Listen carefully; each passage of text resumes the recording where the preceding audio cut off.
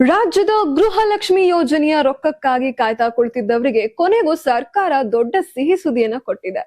ಸತತ ಕಾಯುವಿಕೆ ನಂತರ ಕೊನೆಗೂ 32ನೇ ಕಂತಿನ ರೊಕ್ಕ ಬಿಡುಗಡೆಯಾಗಿದ್ದು, ಇನ್ನೊಂದು 3-4 ದಿನದಾಗ ಪ್ರತಿಯೊಬ್ಬ ಯಜಮಾನಿಯರ ಬ್ಯಾಂಕ್ ಅಕೌಂಟ್ಗೆ ರೊಕ್ಕ ಜಮೆ ಆಗಲಿದೆ. ಆದ್ರೆ ಒಂದ್ ಕಡೆ ಹೆಣ್ಮಕ್ಳಿಗೆ ರೊಕ್ಕ ಸಿಕ್ಕಿರೋ ಖುಷಿ ಇದ್ರ, ಇನ್ನೊಂದ್ ಕಡೆ ಗ್ಯಾರಂಟಿ ಯೋಜನೆ ಹೆಸರು ಹೇಳಿಕೊಂಡು ಕೋಟಿ ರೊಕ್ಕ ಲೂಟಿ ಹೊಡೆದಿದ್ದ ದೊಡ್ಡ ಅಕ್ರಮ ಬಯಲಿಗೆ ಬಂದಿದೆ.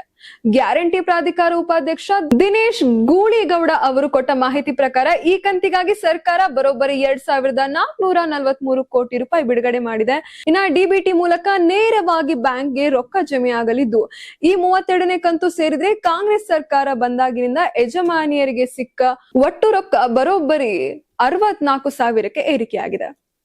ಆದ್ರೆ ಇಲ್ಲಿ ಇನ್ನೊಂದು ಶಾಕಿಂಗ್ ಸುದ್ದಿ ಏನೈತಿ ಅಂದ್ರ, ಇನ್ನ ಪೋರ್ಟಲ್ ನಲ್ಲಿ ನೋಂದಾಯಿಸಿಕೊಂಡಿದ್ದವರ ಪೈಕಿ ಸುಮಾರು 1.95 ಲಕ್ಷ ಫಲಾನುಭವಿಗಳು ತೀರಿಸಿಕೊಂಡಿದ್ರು.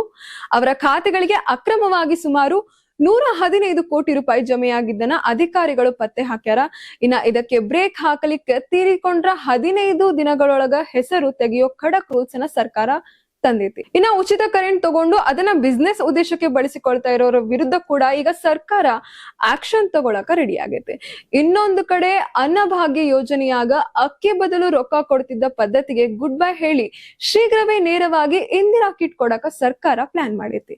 ಇನ್ ಮುಂದೆ ರೇಷನ್ ಅಂಗಡಿಗಳು ದಿನಪೂರ್ತಿ ತೆರಿಬೇಕು ಮತ್ತು ಪ್ರತಿ ತಿಂಗಳು ಸಭೆ ನಡೆಸಿ ಜನರಿಗೆ ಮಾಹಿತಿ ಕೊಡಬೇಕು ಅನ್ನೋ ನಿಯಮ ಜಾರಿಗೆ ಬಂದೈತಿ. ಒಟ್ಟಿನಲ್ಲಿ ಹೇಳ್ಬೇಕಂದ್ರ ಗೃಹಲಕ್ಷ್ಮಿ ರೊಕ್ಕ ಖಾತೆಗೆ ಬಂದು ಬೀಳೋ ಖುಷಿಯಲ್ಲಿದ್ದ ಹೆಣ್ಮಕ್ಳಿಗೆ ಹಬ್ಬದ ವಾತಾವರಣ ಸೃಷ್ಟಿಯಾಗೈತಿ. ಇನ್ನೊಂದ್ ಕಡೆ ನಕಲಿ ಖಾತೆದಾರರಿಗೆ ಸರ್ಕಾರ ತಕ್ಕ ಪಾಠವನ್ನು ಕಲಿಸೈತಿ.